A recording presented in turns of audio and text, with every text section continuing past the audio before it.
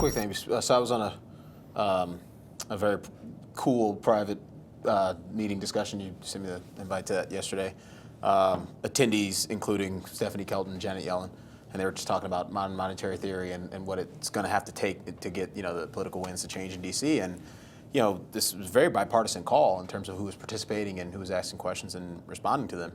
And the reality is, we're moving in that direction. Yeah. Like no matter who wins this election, the concept of having to pay for deficits and deficit spending is going by the wayside in D.C. Now, certain parties, obviously, certain individuals are going to accelerate that more than others. But the reality is, I think if you draw a secant, as Wall Street likes to do, to sometime in 2021 or 2022, the dollar is much lower from here. I wonder if that's an admission by Janet Yellen, or the Fed, former Fed chair, that they really aren't everything that people think that they are.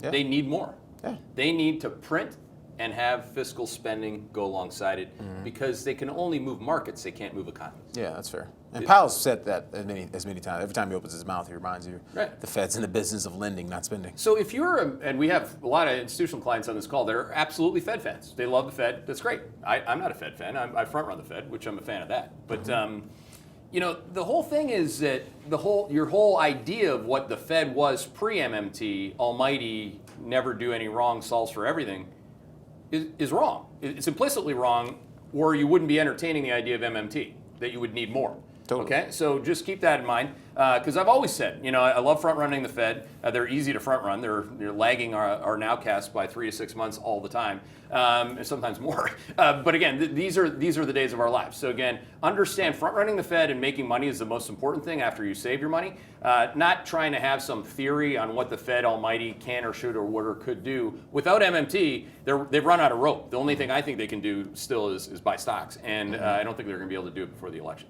Most likely not.